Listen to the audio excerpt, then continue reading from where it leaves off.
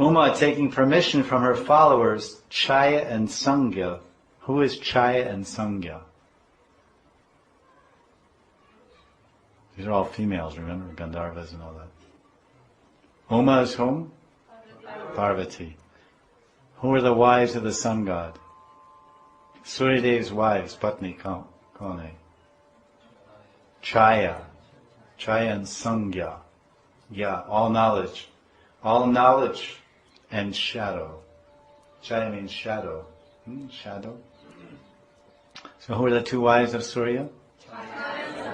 Sangya.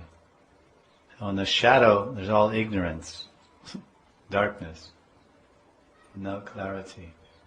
And when there's all knowledge, then it's full sunshine. So they're the followers of Uma. They began the glorious worship of Radhika. Could any other coronation compare to this? Everyone's eyes burst into joy as the Abhishek began. Did they swell up in order to fully taste the beauty of the event by some yogic power of Mahima Siddhi? Or did they fill with increasing beauty due to the worship? All the rituals that Uma performed with beautiful flowers, durva grass, puffed rice, white mustard seeds, purified by mantras, they greatly pleased Radha and the assembly. Uma placed the arghya on Radhika's head. It's not on the feet, arghya. Idam arghyam, Kling Krishnaya namaha, idam arghyam, arghya, Sringrang Radhikaye swaha.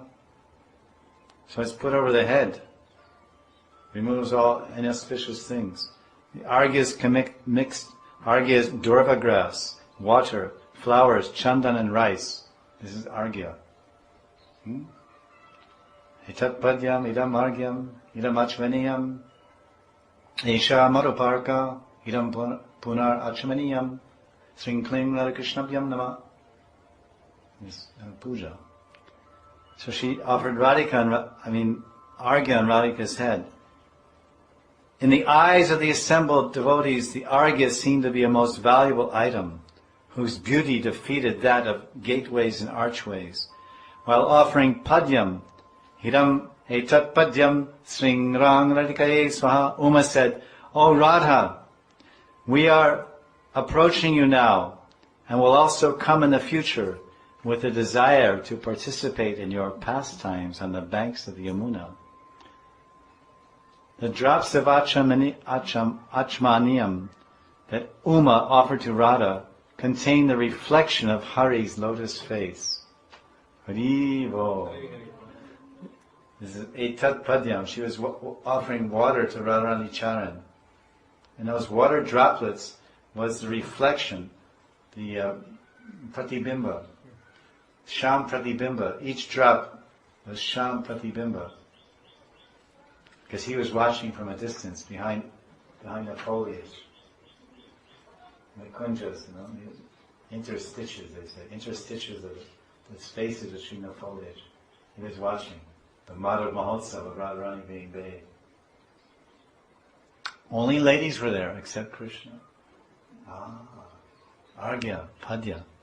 And so the author is saying that he could not avoid his face being in those drops, because when Uma was offering that arghya with a conch, then Krishna is watching minutely every drop of that water as it fell on Radharani's feet. Because he was watching it, then that captured this image in each drop, because he was watching it. So then that drop went out and took his image from behind the kunja and put it in the drop, and a very beautiful meditation. This is Vilas Manjari. Jiva Goswami is Vilas Manjari. Sri Jiva Goswami Pada Ki.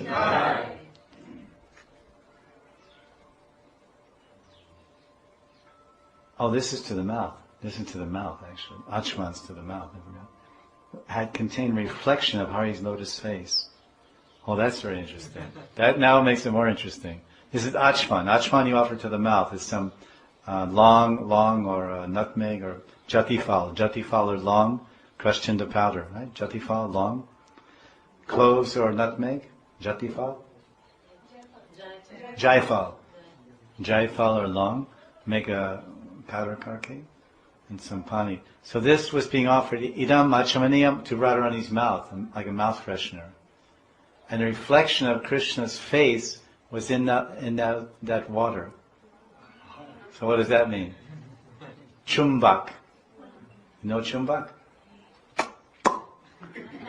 That water that Uma was offering to Krishna's face was actually to Radharani's face, was Krishna's face, offered to Radha's face, which means Ananda Kanda Bhagavan ki Jai Jai Shri Radhe Sham. Now how did Radharani respond to Achamaniyam? What was her response? With trembling lips. That proves the point, right? That Achaman that's being offered by Uma is Krishna Adhar. It's Krishna's Adhar, his lips. And Krishna Adhar Amrit. Adhar means lips, Adhar. And Amrit means the nectar of his lips. So when Krishna kisses Radharani, with trembling lips, Radha uttered cries of ecstasy. It is a fact that when a person has a great desire for an object, anything related to it gives joy.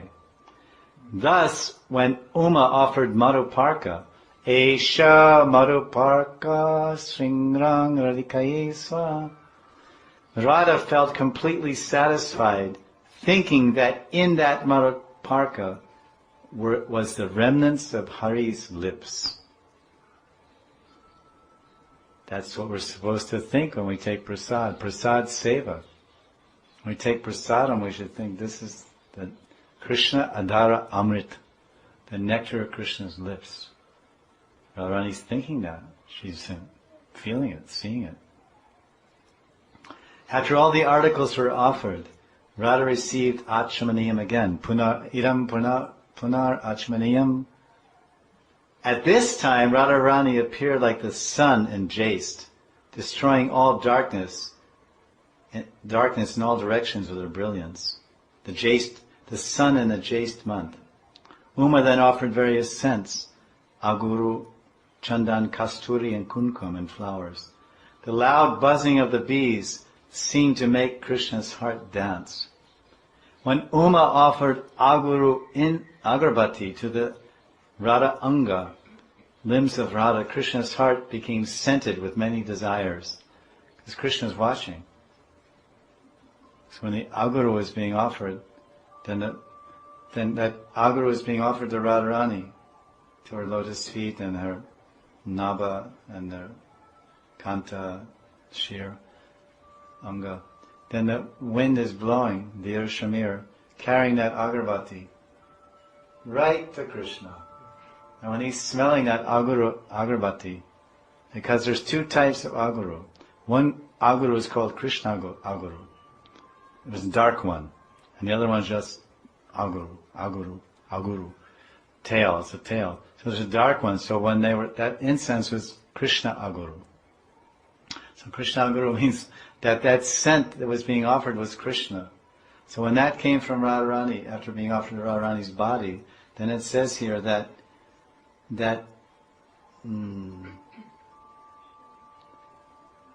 Krishna's heart became scented with many desires. When he smelled the fragrance of that Mahaprasadi agarbati from Radharani's anga, then his praying became ulas. That became an udipan to stimulate his vibhav, his love for Radharani. The ghee lamps that Uma waved before Radha kindled many loving feelings in Krishna's heart. As changes in the environment immediately affect those within it, similarly, everything affecting Radha also affected Krishna. Uma then performed arti with a jeweled bowl containing fresh barley, durva grass, ashwat, branches, and flower buds. At that time it seemed that the eyes of everyone and the whole assembly were performing arti to Radha as well. So everyone was offering arti with their eyes. Just going like this, offering arti, ringing the bell. So everyone's eyes are going like this. looking at, admiring the beauty of Radharani. And then, this is the Artik. And then the Gandharva girls arrived, expert singers and the friends of Chandrakanti. Purnamasi offered them to sing about the pastimes of Radha and Krishna, and to depict them with clever expressions. Seeing Chandrakanti in Radha's body, the Gandharva girls became happy. Composing new songs, they sang high and low notes for the pleasure of Radha in the assembly. And it goes on to describe all these songs they sang. This book, you can read this till the end of time and not run out of new ideas for meditation.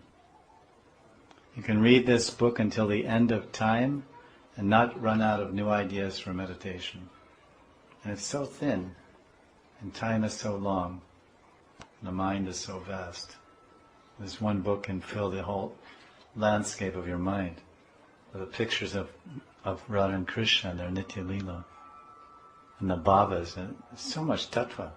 So the first bath, this is the, I don't know if this counts, this is the pre-bath called the earth bath. Bhumi Snan. Interesting, huh? Roll in the dirt.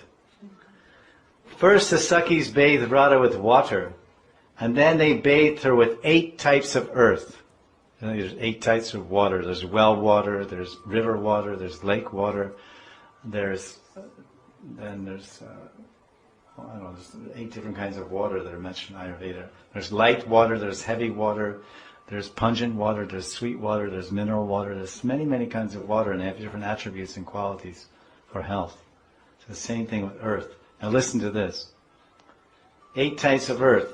Earth from the bank of a river, from a tata, a nadi tata miti. The earth from the bank of a river that has particular characteristics, particular qualities, lakshana and guna. Second type of earth was that earth that was dug by a sewer. A wild boar, a wild pig has these big horns, what do you call it? Tusks. And he goes out in the forest and he digs holes. Why? Because he looks for roots. He looks for roots, roots and slugs and all kinds of little rodents and insects that live under the earth. So he's like one of these JCVs. What's it called? JCV. So he's got a built-in JCV. So he goes out there, then he digs like that and he finds something. Puts his nose right into it. Puts his